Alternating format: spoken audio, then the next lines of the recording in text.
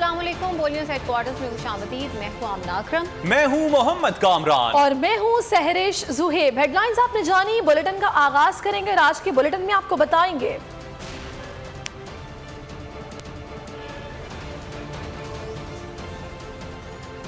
तहरीक 10 माह, कप्तान का ऐलान, 6 अहम सवाल, मां की फरियाद, 15 नवंबर फैसला कुन, किसान पैकेज मुस्तरद और शाहीनों की नई उड़ान।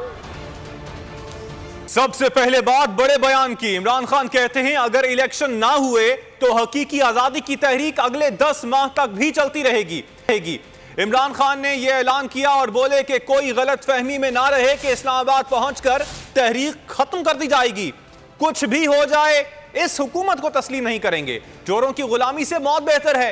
गखड़ मंडी में खिताब करते हुए इमरान खान ने मजीद कहा कि हम मैच जीत चुके हैं। इस्लामाबाद में बैठे लोगों की कांपे टांग गई हैं। उनके पास अब कुछ भी नहीं है। पहली दफा पाकिस्तान में हकीकी आजादी नजर आ रही है। इमरान खान ने कहा हुकूमत ने पूरी कोशिश की कि 30 साल से मुल्क लूटने वालों को सजा हो जाए, लेकिन नैब मेरे कंट्रोल में नहीं था। कोई ये गलत फहमी ना समझे कि वहां जाके इस्लामाबाद जाके हमारा ये तहरीक खत्म हो जाएगी।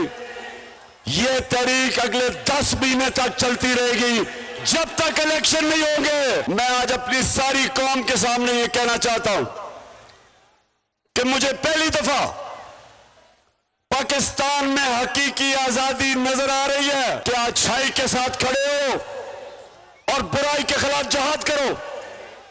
ये अल्लाह का हुक्म है हमें।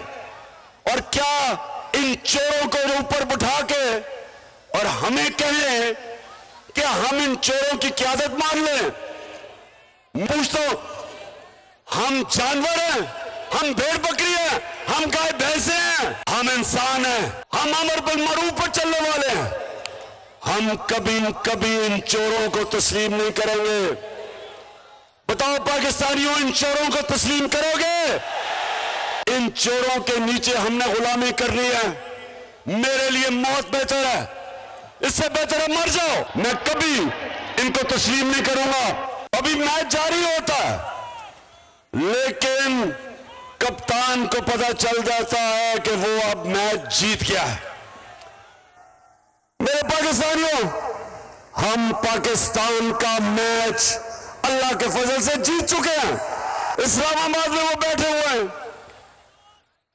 उनके पल्ले कुछ नहीं। इस वक्त ये आप की जो तस्वीरें जा रही हैं, इस्लामाबाद काम पे टांग रही हैं, पसीने आ रहे हैं। मैं आज अपनी सारी कौम के सामने ये कहना चाहता हूं कि मुझे पहली दफा पाकिस्तान में हकीकी आजादी नजर आ रही है। तो हमारी जो जंग है, हमारी जंग, ये जो ताकतवर टोला मुल्क के ऊपर कब्जा करके बैठा हुआ है, जिसके लिए एक कानून, अवाम के लिए दूसरा कानून, और ये अरबों रुपए की चोरी करके एनआरओ ले ले और बेचारे आम लोग वो इंसाफ ढूंढते फिरे, कचहरियों में ठोकरे खाते फिरे, जमीन पे कब्जा हो जाए। और क्या इसलिए ये मुल्क बना था कि उस बाप और उसके 2 बेटों को सजा होने वाली थी? 16 अरब रुपए के एफआईए केस में उसको केसेस खत्म करके बाप और बेटों के, और उसको इस मुल्क का वजीर आजम बनाया। क्या इसलिए बना था कि आसिफ जरदारी जो 30 साल से मुल्क को लूट रहा है, जेलों में गुजारा है उसने, फेक बैंक अकाउंट में अरबों रुपए के करप्शन के केस हैं उसके, और वो आके मुल्क में फैसले करे इलेक्शन कब होगी? क्या ये इसलिए बना था कि इसका इंटीरियर मिनिस्टर 18 कत्ल करने वाला कब्जा ग्रुप राना सनाउल्लाह, क्या इसलिए बना था कि बगौरा, मफरूर,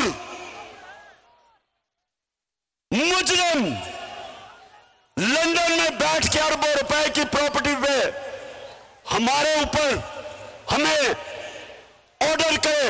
हमारी ये किस्मत है कि इसाक डार इस मुल्क का फाइनेंस मिनिस्टर बने, जिसने मैजिस्ट्रेट के सामने उसने गवाही दी कि शरीफ खानदान के पैसे, चोरी के पैसे मनी लॉन्डर करके बरतानिया बेचता था। ये फाइनेंस मिनिस्टर है। क्या इस मुल्क का मुस्तकबिल इन डाकुओं के हाथ में है? बताओ। इमरान खान कहते हैं कि नाम नेहाद जमहूरी दौर में मार्शल लॉ से भी ज्यादा पाबंदियां हैं। सुप्रीम कोर्ट को मीडिया पर पाबंदियों पर नोटिस देना चाहिए। ऐसी सख्तियां तो मुशर्रफ दौर में भी नहीं थी। बोल से खुसूसी गुफ्तगू करते हुए कहा कि इस्लामाबाद जाकर अगला लाहेअमल क्या होगा ये फैसला वहीं पहुँच कर करेंगे। इमरान खान ने कहा कि हुक्मरान तहरीक इंसाफ की मकबूलियत से खौफजदा हैं, इसीलिए इलेक्शन नहीं करा रहे। एक ही दिन में बोल को पहले इंटरव्यू में इमरान खान का कहना था कि शऊर का जिन बोतल में वापस नहीं जाता, अवाम कोई फैसला कर लें तो कोई रास्ते में नहीं आ सकता। ये हुक्मरान मुल्क का बेड़ा गर्क कर रहे हैं, सनतें बंद हो रही हैं, किसान सरापा एहतजाज हैं। मुशर्रफ के दौर में ज्यादा जमहूरियत थी। ये तो मैंने ऐसी सख्ती देखी कभी नहीं है। सुप्रीम कोर्ट के ऊपर बहुत बड़ी जिम्मेदारी है। ये आप नहीं कर सकते कि सारे फंडामेंटल राइट्स लोगों की खत्म करें और सुप्रीम कोर्ट कुछ करे ना। हमें इलेक्शन डेट, हम तो सिर्फ इलेक्शन डेट चाह रहे हैं। नवाज शरीफ और जरदारी वो डरे हुए हैं कि इलेक्शन वो जीत नहीं सकते, उन्होंने इलेक्शन होने नहीं देना। वो तो मैं पिंडू जाके बताऊंगा, कह नहीं सकता, लेकिन हमारी तहरीक रुकेगी नहीं। एक कैप्टन अपनी स्ट्रेटजी इतनी जल्दी तो नहीं बता देता। वो इंशाल्लाह इस्लामाबाद मैं पहुंचूंगा तो उनको बताए, उनको आहिस्ता आहिस्ता पता चलेगी मेरी स्ट्रैटेजी क्या है। जब एक दफा कौम जाग जाती है ना, फिर वो शऊर का जो जिन है ना, वो बोतल में वापस नहीं डाला जा सकता, जो मर्जी कोशिश कर रहा है। ये सारी कौम जागी हुई है और ये समझ गए हैं कि जो चोरों का टोला हमारे ऊपर जिस तरह मुसल्लत किया गया है, ये कौम इनको नहीं मान रही। जो भी ताकत समझती है कि उनको जबरदस्ती डंडे मार के कौम को बनवा लेगी, उनको समझ ही नहीं है कि पब्लिक जब एक दफा फैसला कर लेती है, कोई रास्ते में कुछ नहीं आ सकता। जब अवाम एक तरफ खड़ी हो जाती है ना, उसका कोई फर्क नहीं पड़ेगा, जो मर्जी करे। नवाज शरीफ और जरदारी डरे हुए हैं इलेक्शन से, उन्हें पता है कि उन्होंने उड़ जाना है, इसलिए वो डरे हुए हैं और मुल्क का बेड़ा गर्क कर रहे हैं। इकोनॉमी नीचे जा रही है, संभाला जा नहीं रहा मुल्क, महंगाई में डूब रहे हैं मुल्क, हमारी माइशत नीचे जा रही है, इंडस्ट्री बंद हो रही है, किसान सड़कों पे है। इनको पता है कि ये इनकी कंट्रोल कर सकते हैं, लेकिन अपनी कुर्सी बचाने के लिए और क्योंकि उससे एनआरओ मिला हुआ है, अपनी चोरी बचाने के लिए मुल्क का बेड़ा गर्क कर रहे हैं। खान ने हुकूमत की तब्दीली, मीडिया पर पाबंदियों और अरशद शरीफ के मामले पर 6 अहम तरीन सवाल पूछे। कहा बताया जाए जब डोनाल्ड लू ने धमकी दी तो वो किसको पैगाम दे रहा था, क्योंकि वजीर आजम तो मैं था। दूसरा सवाल ये है कि अरशद शरीफ को कौन धमकियां दे रहा था, अरशद शरीफ को बाहर जाने पर किसने मजबूर किया, वो कौन था जो अरशद शरीफ का मुंह बंद कराना चाहता था। तीसरा सवाल, कौन है जो सहाफ़ियों का मुंह बंद करना चाहता है और कौन है जो आज़ादी इज़हार से खौफज़दा है। 4 सहाफ़ी मुल्क से बाहर जा चुके। 5वां सवाल, किसने इन चोरों को हमारे ऊपर मुसल्लत किया। इमरान खान ने कहा 6ठा सवाल ये है कि चोरों के केसेस ख़त्म होने लगे हैं, एनआरओ मिल रहा है, इनका जिम्मेदार कौन है। तो मैं आज इधर खड़ा होकर 6 सवाल पूछने लगा हूं। मुझे इन 6 सवालों के जवाब चाहिए। मेरा पहला सवाल यह है कि जब मैं मुल्क का प्राइम मिनिस्टर था, एम्बेसडर मेरे नीचे था, तो सवाल मेरा यह है कि वो किसको पैगाम दे रहा था। प्राइम मिनिस्टर मैं था, किसको वो डोनाल्ड लू कह रहा था कि अपने प्राइम मिनिस्टर को हटाओ। दूसरा सवाल, अरशद शरीफ शहीद, कौन उसको धमकियां दे रहा था, किसने उसको मजबूर किया मुल्क से बाहर जाने के लिए, किसने मजबूर किया दुबई को छोड़ के जाने से। ये जो रजीम चेंज, इसकी साजिश को बेनकाब कर रहा था, तो वो कौन थे जो उसका मुंह बंद करना चाहते थे। तीसरा सवाल, वो कौन है जो चाहते हैं कि इस मुल्क में मीडिया आजाद ना रहे, कि सहाफियों को कौन धमकियां दे रहा है, कौन है जो सहाफियों का मुंह बंद करना चाहता है, कौन आजादी राय से खौफजदा है। 4 सहाफी अब तक मुंह से बाहर चले गए। ये वो कौन है जो इस मुल्क में हमारी आजादी लेना चाहता है, हमारी आवाज बंद करके। और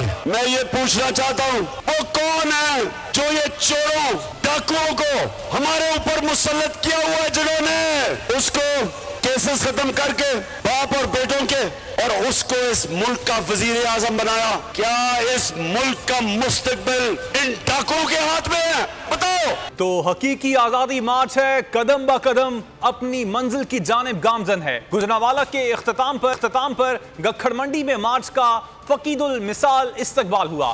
पूरा शहर कप्तान की एक झलक देखने के लिए उमड़ आया। कोई गाड़ी पर और कोई पैदल चला आया, खवातीन भी पीछे ना रहीं। कप्तान के वलवलांगेज खिताब ने शुरका का लहू गरमाया। मार्च कल वजीराबाद से शुरू होकर गुजरात पर इख्तिताम पजीर होगा। अपनी मर्जी से चलेंगे, आपकी नहीं। आपको थका कर मारेंगे। इलेक्शन की तारीख लेने के बाद मार्च को इलेक्शन मुहिम में तब्दील कर देंगे।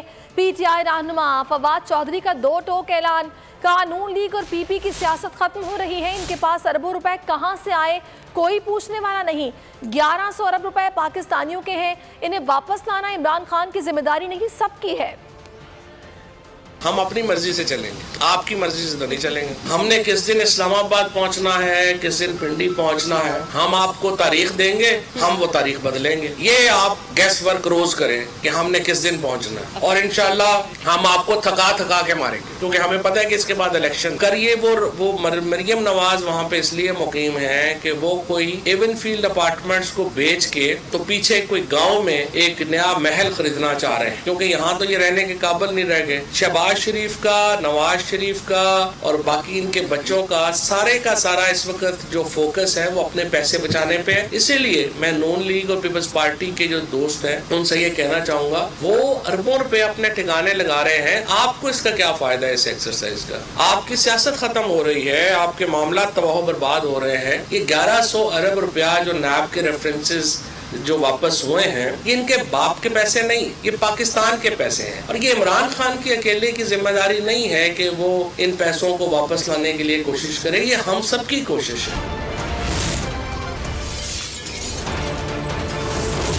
Bull News Headquarters।